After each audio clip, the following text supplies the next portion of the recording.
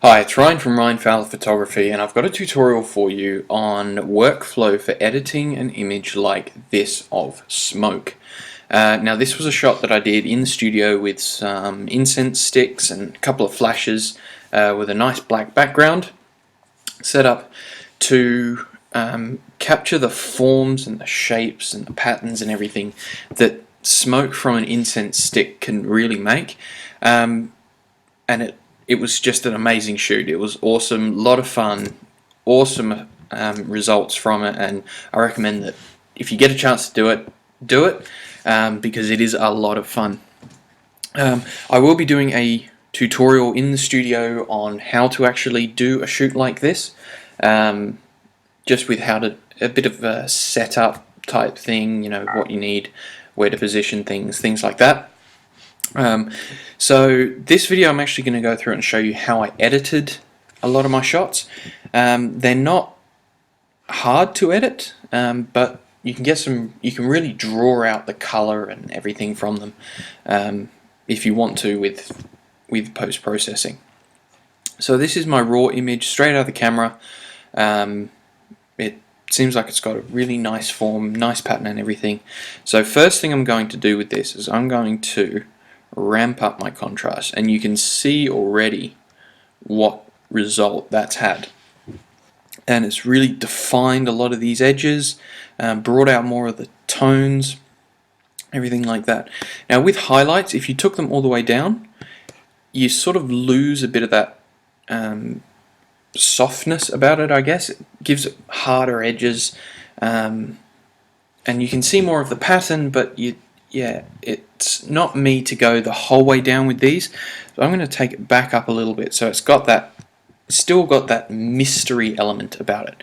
Now with shadows, you can bring that up, and it doesn't do a huge amount unless you take it way down, but I'm going to boost them to about there, only a tiny bit, just to bring out more of that softness on that side.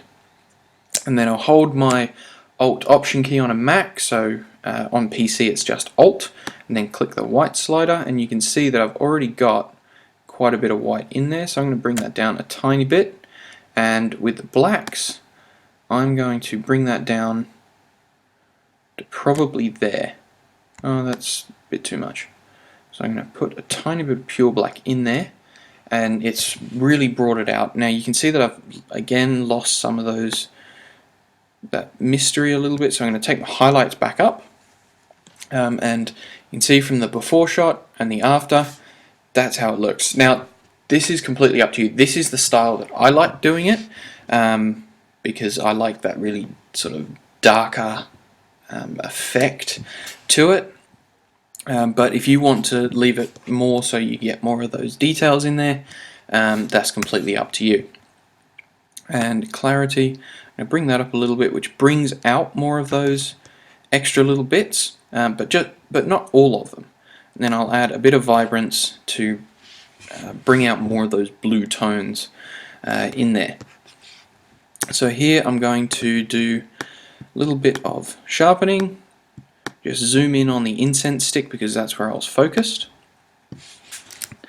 and I'm going to bring it up to about there, I'd say, so I can get those the detail in the lines of the incense stick. I'm going to hold my Alt Option key and slide the masking slider across, and I'm going to reduce my noise a tiny bit because there is a tiny little bit of noise in there, but really not a lot. So that's my detail section done. I'm going to remove chromatic aberration, but normally I would enable profile corrections. Here I don't really want to. I'll show you what happens if I do. It reduces that lens vignetting around the edge, so I can bring it back and it won't have as much vignetting on there, or I could untick it and it brings out more of that rich darkness around and brings your key focus to this area rather than over here or the little straggly bits over there. So now I've got my viewer's focus in here, and that little bit of that mysticism still over there. Effects, I don't really need to do anything with vignetting. Dehaze you can use if you want to. That's going to make it a lot darker, especially if you slide it all the way up. But I don't do a lot of dehaze. Sometimes it would literally only be to 8 or 10 or something. But this time I'm not going to use any. So that's pretty much it. I'm happy with that image how it is there. If I hit the backslash key, it goes to the before image. Hit it again, it goes to after. You can see the shapes and tones without losing that mysticism from the highlights, and you can see it all floating up, and the colors and the forms and the shapes and everything like that. I hope you've enjoyed this quick tutorial. Please do like, comment and subscribe. I'd love to hear what you think in a comment below. And also let me know if you've done smoke photos and what your experience was.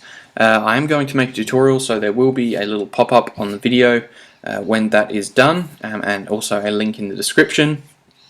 There's also a link down there to the Lightroom Learning Center. Please go and check that out if you're watching on YouTube. And I will see you in the next video.